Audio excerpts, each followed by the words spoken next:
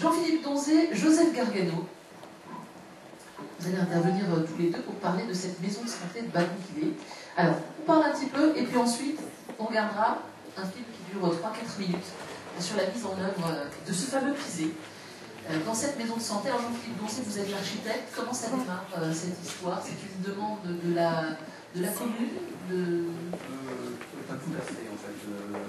J'avais été retenu pour faire donc le projet et la commune voulait avoir un bâtiment performant, mais un peu plus que la réglementation. Et puis, dans la procédure pour me retenir, ils avaient demandé à visiter un des bâtiments.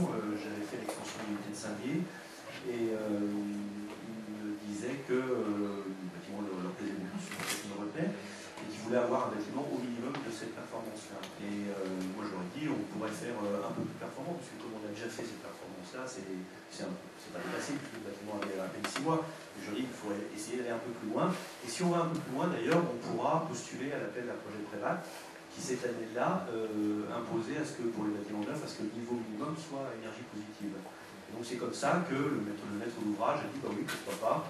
Qu'est-ce que ça impose d'être à énergie positive? Je lui ai dit tout simplement un peu plus d'épaisseur d'isolant, et puis une bonne étanchéité à l'air, et puis on devrait, et puis quelques panneaux photovoltaïques, enfin, production d'énergie renouvelable qui la plupart du temps est sous forme de panneaux photovoltaïques.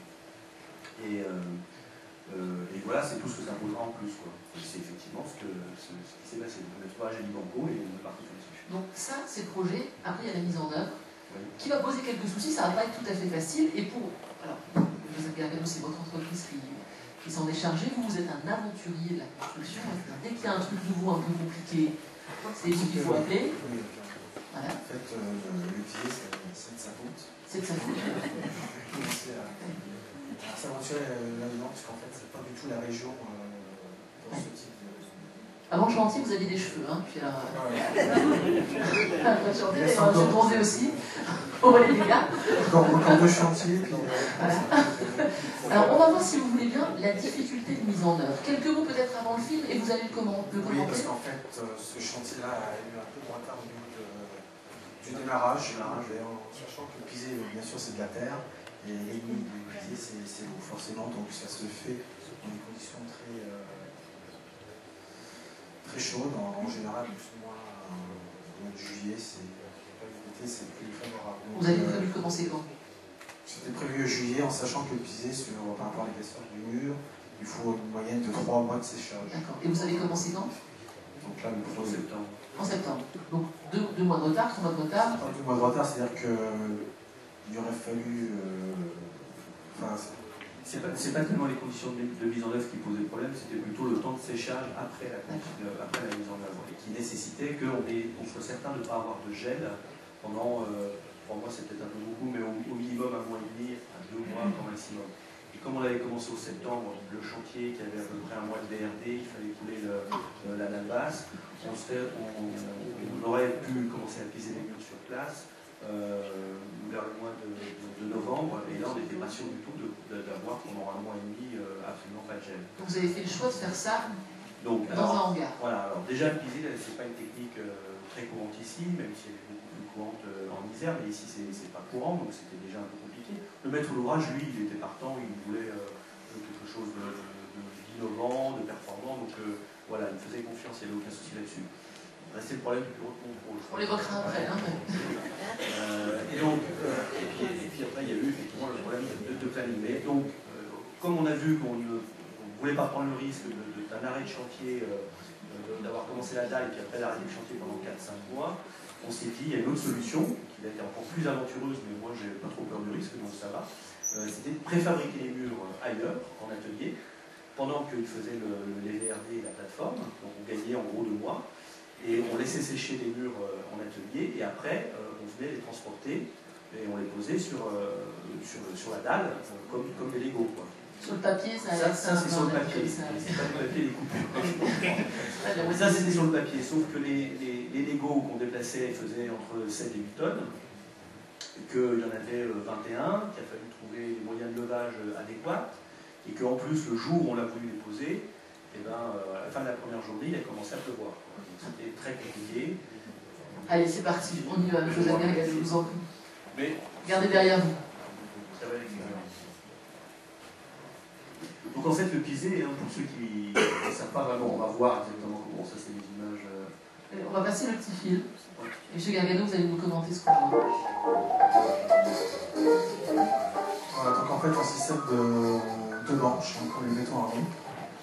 C'est qu'on coffre de chaque côté. Donc la terre doit être quand même assez aérée.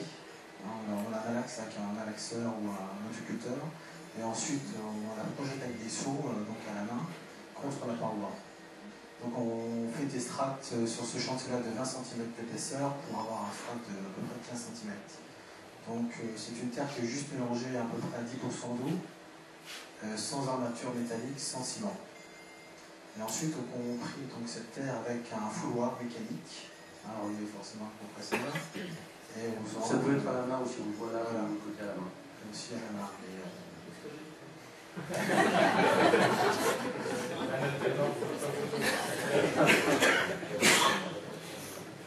Donc voilà, donc le rendu là sur cette terre assez lisse.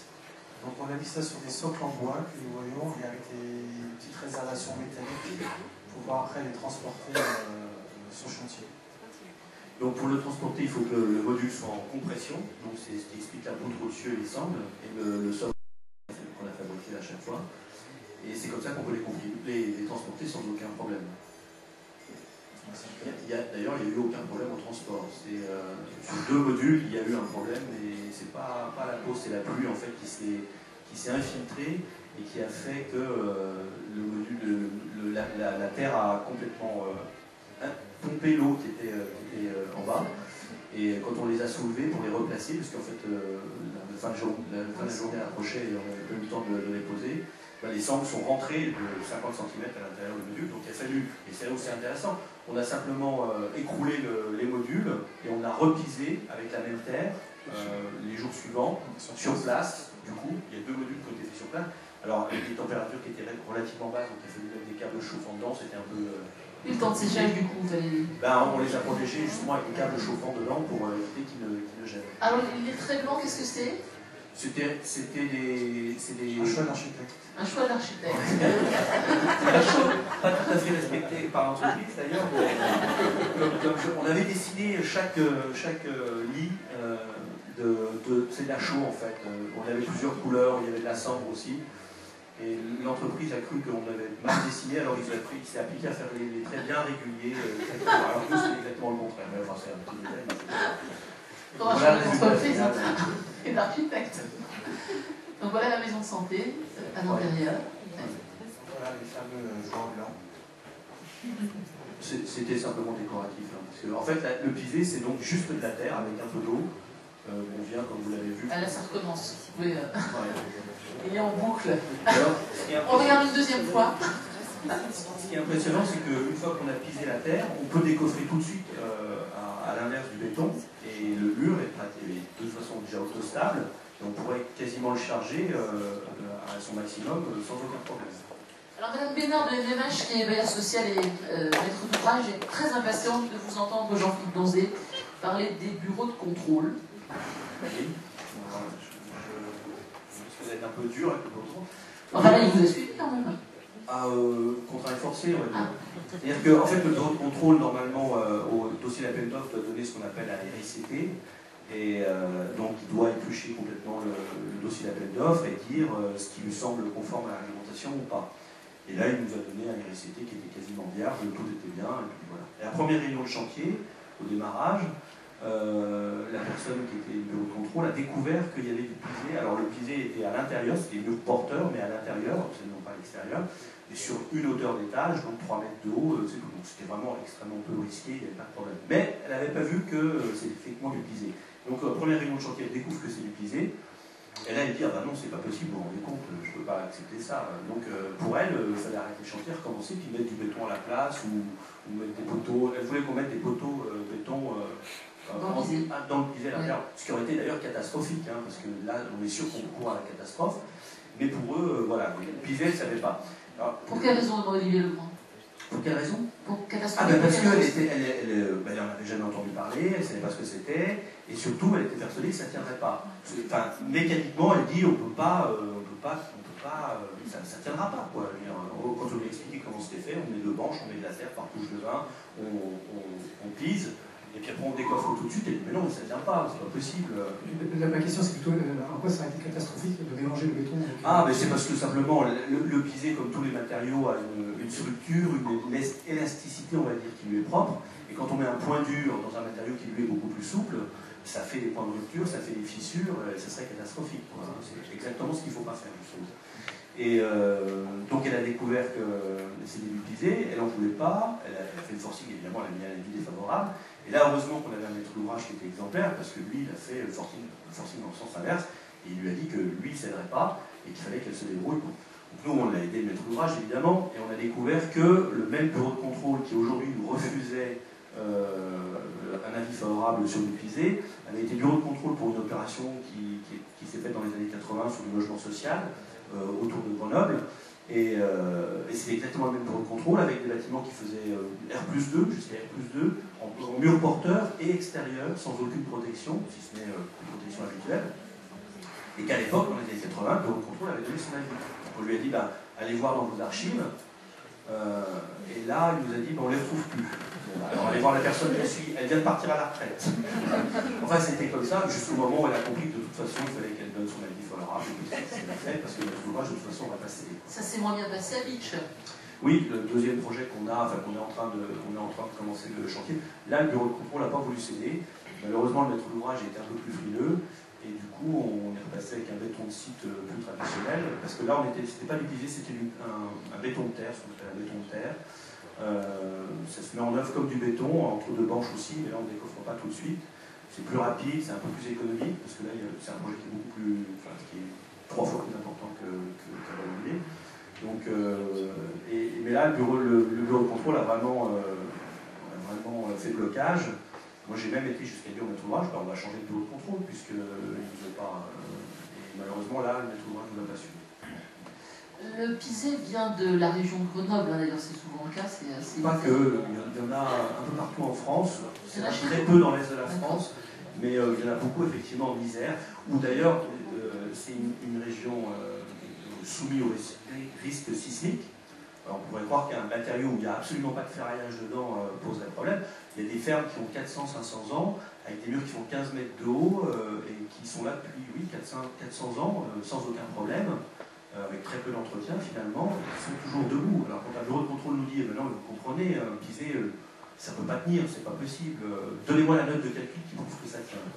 Alors, on ne peut pas vous la donner si ce n'est qu'il y a 500 ans d'expérience derrière qui montrent que ça tient. On n'est plus dans la filière courte. On aurait dû l'être, mais alors, justement, alors là, moi j'en veux beaucoup au bureau de contrôle parce que c'est des empêcheurs de tourner en rond et simplement pour protéger leurs arrières et ouvrir le parapluie en grand. Parce qu'au départ, on devait utiliser la terre du site, prélevée sur site, et on n'a pas pu le faire parce qu'elle a cédé sur l'avis qu'elle a donné à quand même une condition, c'est qu'on ait des tests de résistance à la compression de la terre utilisée. Et là, ça aurait demandé des tests particuliers qui auraient été très longs d'obtenir, qui auraient coûté beaucoup d'argent.